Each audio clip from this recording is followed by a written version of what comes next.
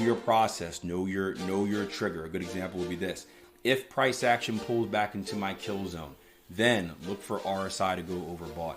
If RSI goes, or excuse me, oversold. If RSI goes oversold, then look for double bottom. If I get double bottom, then enter next bar market. If enter next bar market, then stops go 1 ATR below the lows, right? And you see how it's a process, guys? Where you can literally not, I did this for years, right in the back of my computer, back when I had like a single screen. I literally had a checklist on my wall where it would be that if then thought process of what I needed. And I'd look at a chart and I'd be like, okay, if kill zone, and I'd check it off, look for RSI, check it off. If RSI, then look for pin bar, right? You just check one by one as part of the process. And it's amazing what it will do to your trading. I'm not sure if it was Cody or someone said the other day when we were talking about IPDE, heard us talking about it. It's like once you understand the IPDE process and what you're doing each part on, it just gives you so much more confidence, right? It's so there's this guy, what's his name? Is it Nick Walinda? There's this guy that's about the tightrope volcano. Right? Is that Nick Walinda? Do you guys know the name? It's called Volcano Live. He comes from, like, I heard this interview of him the other day where he comes from Nick Walinda. He comes from a family of like tightropers where they've broken all types of records. Like his great grandfather walked tightropes. They're all like carnies, right? And he's doing this interview. He's about to tightrope over a live volcano, right? He's going to break a record for craziness and tightroping over a live volcano, I would guess.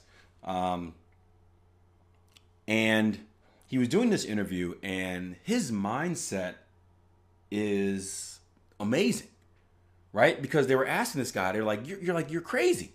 Like, how do you do this? And he said he has an insanely high life insurance bill. But they're like, you're crazy. How do you get yourself to do this? Like, how do you not, like, the guy doing the interview is like, I'm scared just like thinking about you about to do this. And he's like, how are you not scared? And he was like, and he was honest. He's like, well, I do get fearful, right? And it's a normal human element to get fearful, right? I think everyone gets fearful and nervous of stuff. No one lives without fear. Everyone kind of handles it differently, but no one lives without fear.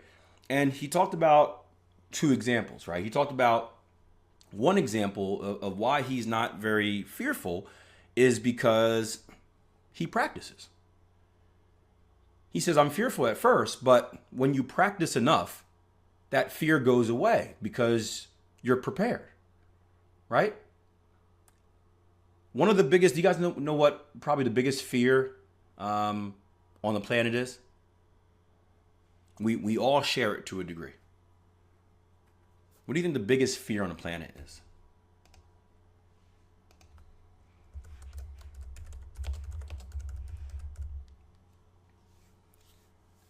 Not death. Nope, not death. Loud noises. Loud noises. Angry man, right? I think you killed the man. Yeah. No. Public speaking. Public speaking. It's public speaking. Standing up in front of people with all the attention on you and speaking.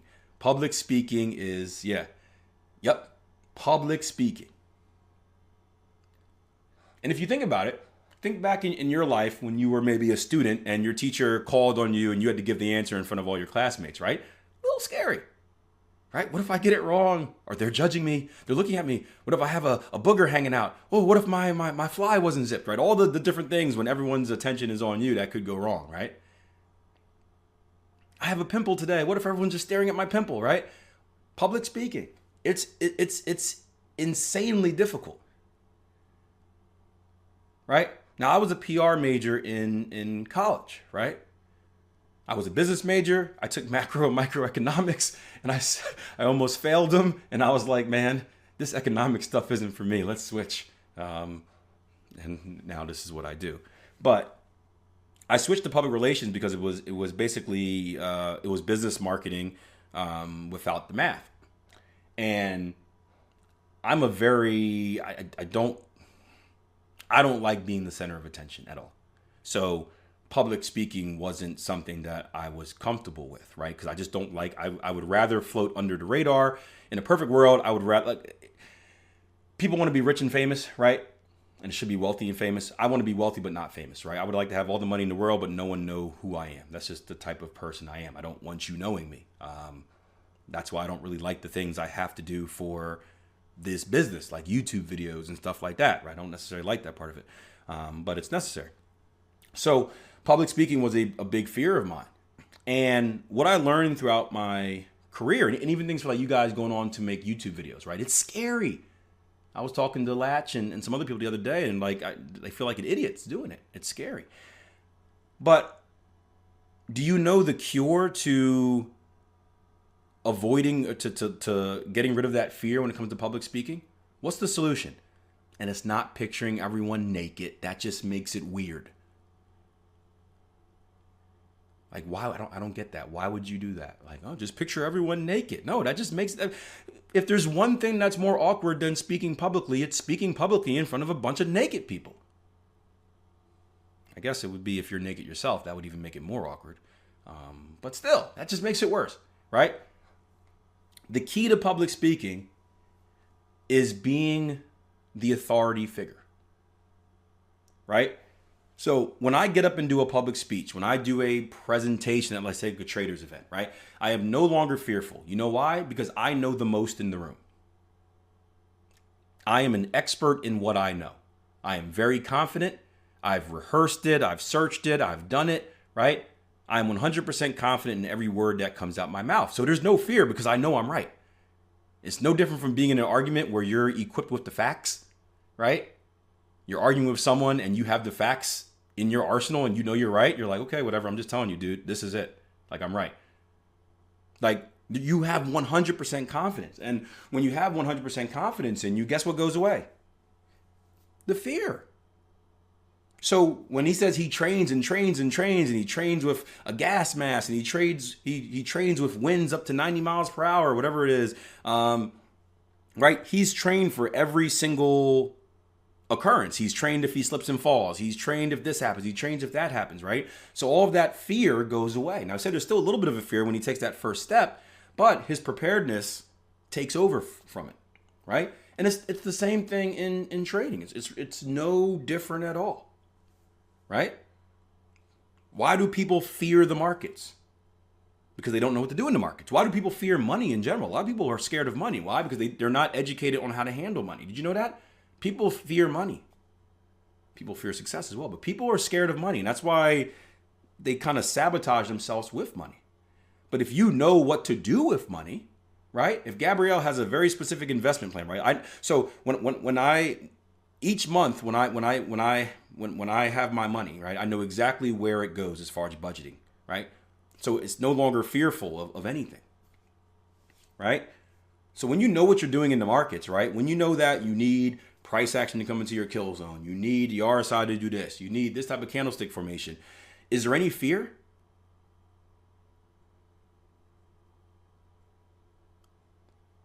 Very little fear. There's still the fear of the uncertainty because you never know what's going to happen, but very little fear. And you know what else covers up that fear? The training. And what is the training? Not only just learning how to trade the correct way, but your back testing, right? When you go through that back testing process, that is us being Nick Wallenda training on a tightrope over and over again, doing it over and over again, seeing the good, seeing the bad, preparing for this, preparing for that, and coming out the end of that back testing extremely confident in what you're doing, right? If you don't come out of your back testing extremely confident that your strategy works, your strategy probably doesn't work, or I don't even know. I don't even know what the answer would be. You just do. When you've done all that work and you see that, hey, this works. There's some good in it. There's some bad in it, I know, but it works. You come out with a massive amount of confidence and you've trained for that situation. It makes it much more easier to accomplish that situation in real life because you've trained for it. That fear is gone. And that's going to help massively. That's the only thing that can help massively with psychology. I got this, let me read you this Facebook message the other day. And I hope you guys don't mind the rant. We don't have a lot going on in the markets today, but like it's it's often a very simple answer why people struggle. Come on, Facebook, give it to me. Let me go through one of these messages. But it was a trader who was struggling. Here it goes. He says, "Hello, Mr. Stokes. I hate when you call me that. I've been trading Forex for some years now. While I'm mostly in the losing side, I make one big win, then lose the profit little by little." Right? You guys ever been there? You have a nice win, and then you just drain it. Give me a yes if that's been you. Yep. I have one big win and I lose it little by little profit. In my time zone today is Friday. I stopped trading for the week. Then I opened back the chart later this afternoon. I see all the setups I'm supposed to take that would have recovered for the losses, but I missed due to multiple previous losses. So essentially, right, he has one big win. He drains the account. He stops trading because he's frustrated. And then he turns back on his computer and sees that he missed all these opportunities that would have made the money back. He says, "With my mind is in a negative zone, should I be taking setups in if the same scenario happened today?" I said at this point you should stop trading. I say that because based on what you told me, I can see that there are issues with your trading psychology and most likely your strategy as well. Have you back tested the strategy that you use? And one, I think the trading psychology issues are pretty obvious there. Right? Those are issues that I faced myself. My big $30,000 kabunkel. I stopped trading and I missed the opportunity to gain $60,000 back. Right? So that's a trading psychology easily, but it's also a strategy. It's a question is, if your profits should be outweighing your losses, and maybe it's more because of the self-sabotage that those big wins are coming later, but your losses should put you in a drawdown, but they shouldn't take up all of your profit. So it could be something with the trading strategy as well. I also said trading strategy because I doubt the trader has I assume no one has back tested. So he said the strategy I use, I've been using it since 2016. My friend, who I'm no longer in contact with, introduced it to me. I did not use it consistently these few years as I'm in college. Now I'm finishing my degree. More red flags there. From time to time back then, I know the system works. It's just that I usually lose big profit that I gain as time goes on, and I end up revenge trading. When I calm myself down, I stop trading, and then the setup appears to take off without me. It's frustrating because I usually see this when I stop trading. Then when coming back, it does not happen. This week, chart most pair I take now. That part didn't make too much sense. And eventually I got to the point where I said, hey, so the problem, although the problem is on the psychological side, part of that is caused because you haven't back tested your strategy. Backtesting will help you massively with your confidence and your ability to stick with the plan instead of revenge trading and staying out of winning opportunities. He said, I did some small backtesting a few years ago, right? So this is the trader on the ropes, trying to fight these Ali punches, right? I did some small backtesting a few years ago. Does that sound like a confident trader to you? I did some small backtesting. No, either you did the backtesting or you didn't. Don't give me did some small backtesting. I do some small backtesting a few years ago. I do experience good plan trades, but when the good plan trades losses in a row, it messes with my mind. Should I continue to trade when I have multiple losses in that week if there are still potential setups in the waiting, or should I stop for that week? I said I don't think you should trade, period, until you've completed a full, and I yelled at him with the full in all caps, right? Back testing and work on your trading psychology. He said, okay, I understand. I need to do back testing properly. He yelled at me back. What do you see about my psychology problem that I need the most? And it kind of went on. And basically I said, he said something else. I just wrote belief. Is that what you guys would say? Belief? He said, okay, I need to do backtesting properly this time. What do you see about my psychology problem? I need guidance on that problem. From what I see, I have multiple losses in a good trade setup, right? Same old. Immediately I have doubt in my plan. And when I come back to the chart, price moves. And I said, belief. There's no belief, right? Because if you believed in your system, would you stop trading during a drawdown? If anything, you would get more excited. I get excited during drawdowns because I know I'm getting the losses out the way and the winners are around the corner. So he says, ha, I will strengthen it to try and brush off the losing trades. And I said, I know you laughed at me, but it's the truth. It's a lack in trust in yourself and in your trading strategy, which stems from a lack of belief. So it's like I'm telling you the answer 4 and 5 times and you just don't get it, or you don't want to get it. But that's what it is. That's what it is. And that belief can only be gained by two things, right? Real-time experience, right? Actually doing it in the market, and backtesting, right? Backtesting isn't as good as real-time experience, but it'll give you a little bit of belief, right? There's a big difference between playing at practice and playing in the game. But if you've never played in the game before, practice is the best experience you can get. At least it'll prepare you. It won't prepare you all the way. And there's still going to be that kind of that period of kind of doing weird stuff as you see that the real game experience is a little bit different than the practice environment. A little bit more pressure, things move a little bit faster, but you won't fail. You'll just take time to adjust. If you don't practice at all, you'll fail. You won't be any bit prepared for the real game. At least if you practice, you'll be prepared. And you'll do some right things. You'll make a little bit of mistakes, but that's when the real time experience will, allow you to overcome that if you're focused.